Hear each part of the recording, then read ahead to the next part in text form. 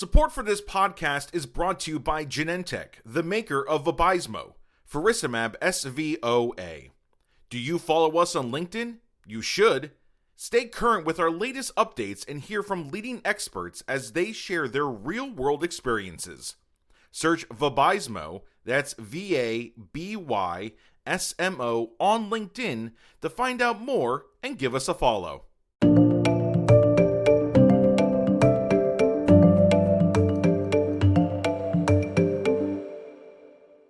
Welcome to the New Retina Radio Journal Club with VBS. My name is Kyle Kovacs. I'm from Weill Cornell Medical College in New York, and I'm joined today by Matt Starr from Mayo Clinic. Thanks, Kyle. Happy to be here. And also with us is Nita Valikodath from the University of Michigan. Hi, thanks for having me. Today, we're going to be discussing an interesting paper on outcomes of patients with proliferative diabetic retinopathy treated with anti-VEGF therapy and/or panretinal photocoagulation in the United States who were lost to follow-up. And this was published recently by Rahul Khurana in Ophthalmology Retina in December 2025. Matt, would you mind summarizing the paper for us? Yeah, no, thanks, Kyle. So this was a retrospective cohort which utilized the American Academy of Ophthalmology's IRIS Registry dataset. And it was essentially a follow-up paper to a couple of previous papers. And just a plug, it's always fun to cite several papers in your intro and methods, and then you got to go read them again as a new timer. So it was a few papers. If you really want to understand it, you have to kind of take into account the first one being their first paper that they published. So the same group of authors published an initial IRIS registry data set, just looking at the rates of loss to follow-up in proliferative diabetic retinopathy patients, and what were the rates, and then what were potential risk factors. And so they cited previous reports of anywhere from 15, 17% to 60% of PDR patients being lost to follow-up. However, within their previous IRIS registry data set is about 10 to 12%, depending on the previous treatment modality. Risk factors were certainly socioeconomic, as you would expect. Unilateral eye involvement, baseline vision of 20/40 or worse, and then private insurance. And so just based on that, they wanted to then take it a step further and assess how did loss to follow-up affect treatment outcome or affect visual and anatomic outcomes. And so this was a really much larger data set in a real-world setting rather than a single institution setting. And they wanted to answer the question, how do patients do after being lost to follow-up after previously undergoing some sort of treatment for their PDR? In the first paper, they tell you how many eyes that they had. And so they had about 300,000 unique eyes that popped up with a diagnosis code of PDR in the IRIS data set. However, you have to exclude quite a bit for having other diagnoses that they didn't want to include, such as AMD, RVO, myopic degeneration, idiopathic CNV. And ultimately, it led to about 73,000 eyes with a diagnosis of PDR, so just a simple CPT code, who had some sort of treatment on the same day or thereafter the diagnosis of PDR with either anti-VEGF therapy, PRP, or a combination of both, again, based on coding. Of that 73,000 eyes, they ended up with about 8,000 or 8,600 unique eyes that ended up being lost to follow-up. And they identified loss to follow-up as 12 months without clinic visits after treatment. Of those 8,600 eyes that met the inclusion criteria for loss to follow-up, 2,600 of those eventually came back. So you had 74,000 eyes with PDR that were treated in the IRIS database. About 12%, 8,600 are lost to follow-up. Okay, and then about 31% of the lost to follow-up eyes came back. When you looked at the eyes that were then lost to follow-up, about 36% had PRP only before, 29% received anti-VEGF only before, and then about 35% had a combination of PRP and anti-VEGF prior to being lost to follow-up. When they looked at the outcome measures of those eyes, between those three cohorts, they're looking at this visual acuity. and then they looked at complications of proliferative diabetic retinopathy, being diabetic macular edema, vitreous hemorrhage, and tractional detachment, as well as neovascular glaucoma. When you looked at the mean overall vision before loss of follow-up, it was about 20/55.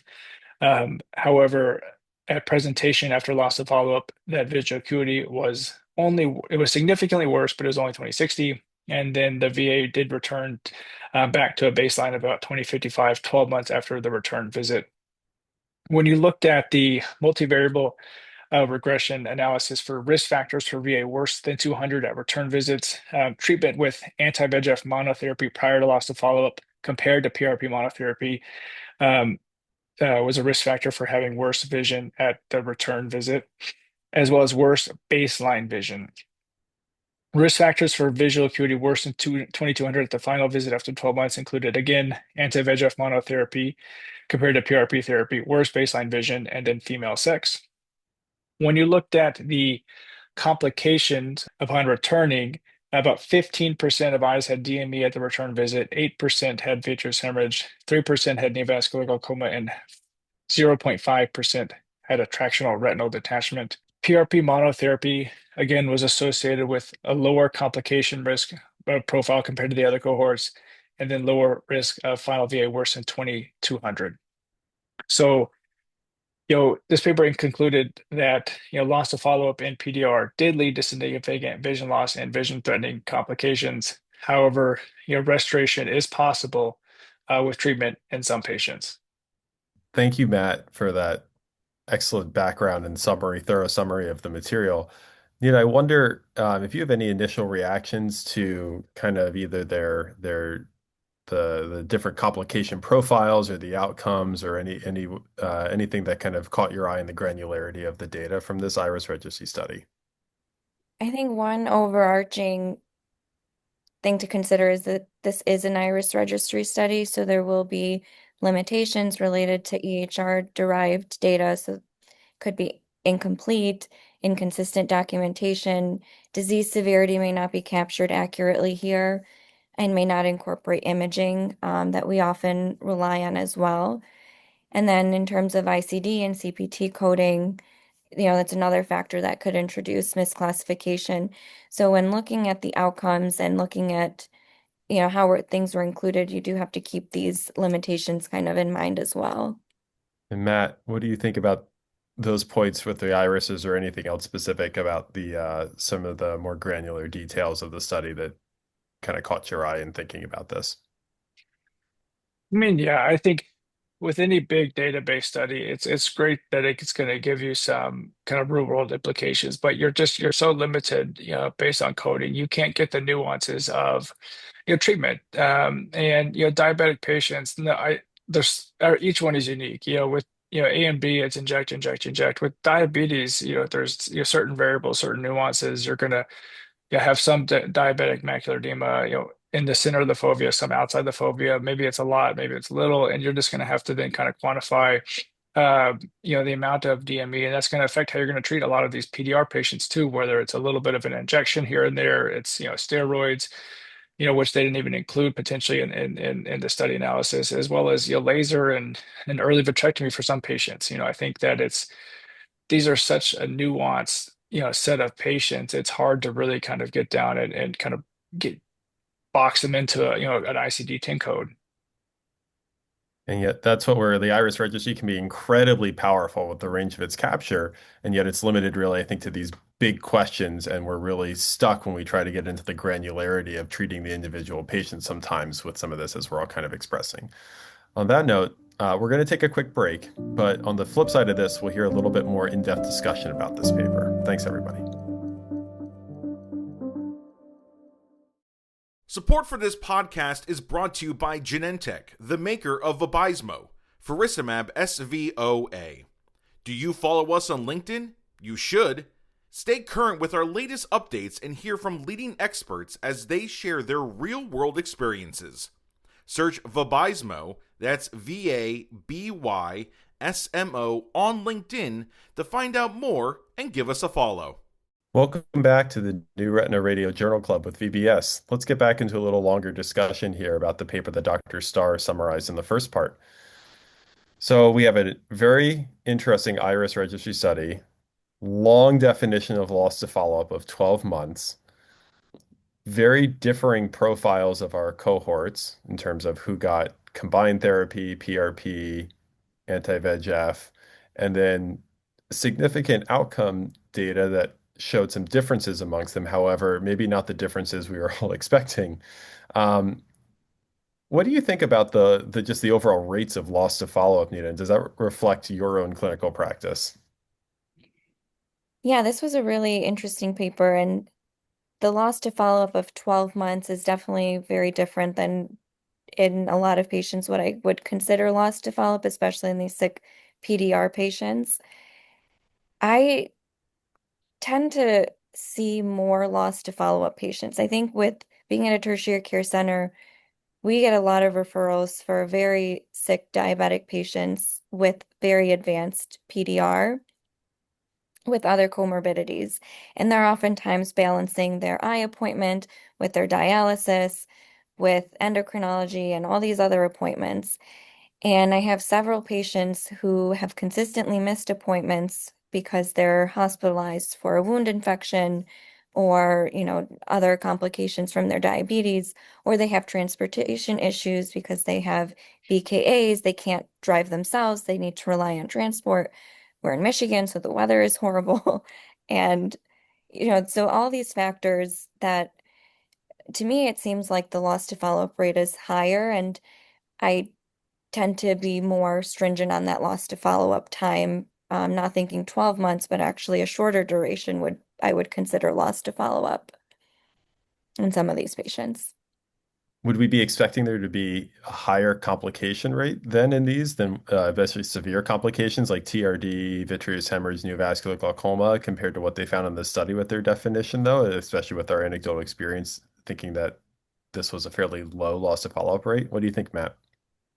Yeah, I mean, I didn't touch on it too much in the initial summary, but there was, we see all the complications, which they defined, as, DME, VH, all that kind of stuff. And it was, fairly low. And the only significant one was DME, but you did see things, like low rates of neovascular glaucoma, not a very low rate of TRD in these patients. And, given, the length of time they're not there, a lot of times for, high risk PDR patients, the ones that we are really, we anecdotally are really worried about, they don't look good to present on. And if they miss a year, I know what they're coming back at, and it's not great. And it's, a pressure of 50 and a vision of hand motion, and it's just, it's not a good eye. And they didn't have too many of those, and it's interesting. That's again, yeah, that's also the beauty of the IRIS database. In the real world, there's maybe not that many eyes, but we only think about the really bad ones, and I was thinking this is, maybe being lost to follow-up for a year is not as bad as we think about. We just can envision only the really, really bad ones. We don't remember the good eyes. And so it's interesting. I mean, it's just, I think they had it's 3% around or so of these patients, having, TRDs and, no NVG in the PRP groups. It's not what we expect. Yeah, not all ICD-based diagnoses of PDR are the same. That's a really great point. And some of them, I think we're always anecdotally following some of the worst cases that we see and treating those in our mind. And I think this study is capturing a lot of not those cases, obviously. There's some really big differences in the loss to follow-up rates between the different treatment arms. Do you think that was selection bias, or how did you interpret that, Anita? Yeah, that was really interesting as well. I think this is another, limitation of IRIS registry or any retrospective data looking at treatment, especially for PRP. It's hard to capture how the PRP was done, and it can be very variable in different patients. You can get denser burns, you can get moderate PRP, light PRP, depending on, what was covered and how active they were. And, they don't mention fluorescein data kind of going along with PDR activity. The treatment could have been variable in terms of how patients were how dense the PRP was. And then also there could be selection bias in terms of who's getting anti-VEGF therapy. For example, in my patients, if there's coexistent DME or VIT-heme, I may tend towards doing anti-VEGF in addition to PRP if there's a view in those VIT-heme patients, for example. So Matt, we're going to put our cards on the table here. What's your initial preference for PDR in the absence of DME, and how does this paper make you feel about your choices or considerations for future practice? Yeah, it's interesting. I think it's not going to change a lot of what I do right now. We were talking offline. I like to laser a lot of my patients right away. I mean, I'm not going to sugarcoat it. I've got a great, primary care network. I've got a great endocrinology network. Yeah, I'm surrounded by a lot of other great doctors, and we all do a good job taking care of these diabetic patients from a team-based setting. And so, if they're missing eye appointments and things like that, their PCP is hounding them, and I'm lucky and fortunate to kind of be in that environment. So, I don't have too much worry if I'm going to do a really aggressive, initial laser that may be uncomfortable for patients. A lot of it is, a discussion, but it's just, we put a lot of emphasis on eye health, and I'm very fortunate to be able to do some of these things and not have to be too worried about, some of these loss of follow-up issues. And what about you, Nita? Your initial practice and how are we doing that things differently, if at all, from after this?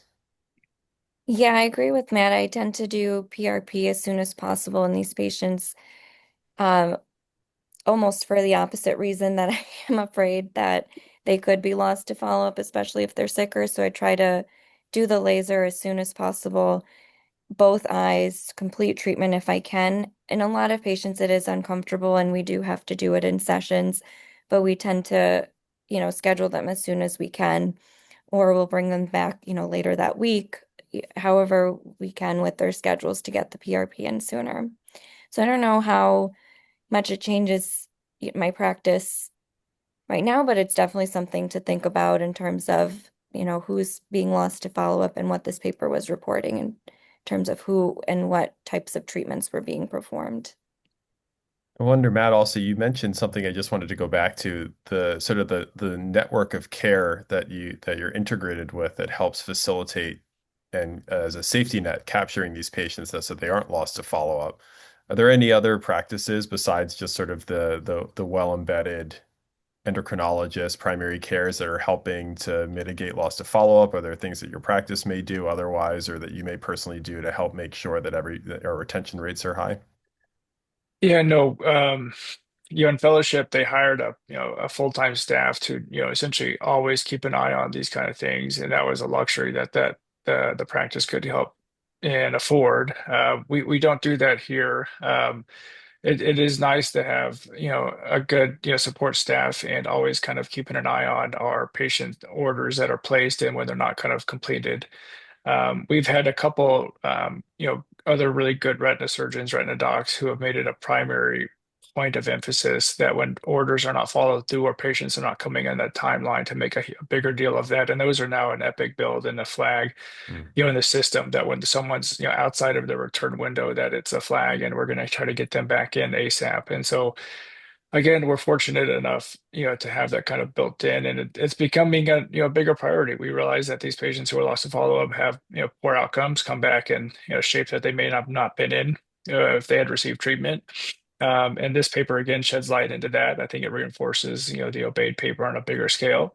And in reality, it'd be nice to kind of come up with just better ways. How can we mitigate these loss of follow-up rates, and we may never do that for diabetics, as you were pointing out, Nita, like with strokes and wound care and all that other, all the other things. It's a hard population, but there's definitely ways we can try to mitigate that as a field.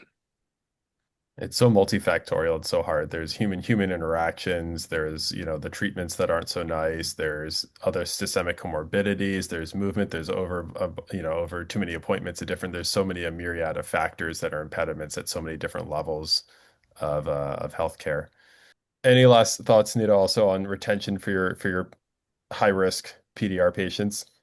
Yeah, those are great points, Matt. I think you alluded to the biggest issue that this paper touches on, which is loss to follow-up and needing to have better systems to be able to retain these patients. At Michigan, there are multiple ways that we try to contact the patients. They get a message through the portal, they get a letter, their offices reach out, but oftentimes the patients, are not next to their phone. They don't have the portal set up, or they may not be checking it, or they're hospitalized and they're not getting these messages. So it's very complex, and I think more work should be done on how to individualize towards certain patients of how to retain them. I'll be remiss if we didn't talk about it in a loss to follow-up paper. But again, this paper points out to the, it supports, Obey's paper and the utility of still doing good PRP in our patients. But, it was only 2018, the study, and we're in the, I'd love telling the residents, this, Retina is, the best field. There's so many good therapies coming out. There's just such long duration of treatment strategies. And with the newer drugs, maybe that's going to be another play to it with, the TKIs and gene therapy and suprachoroidal delivery. We're looking at maybe even not discussing this, several years down the road. Not discussing laser, Matt. You will pry the laser from my cold, dead hands. No, I'm Lost to follow up, lost to follow up. Maybe Yeah. won't even have to, they're just always going to get treatment, treatment's always on. Well, on that note, I want to thank both of you for joining me for this discussion, and I want to thank the listeners here for listening to our new Retina Radio Journal Club with VBS. Stay tuned for further episodes. Thank you.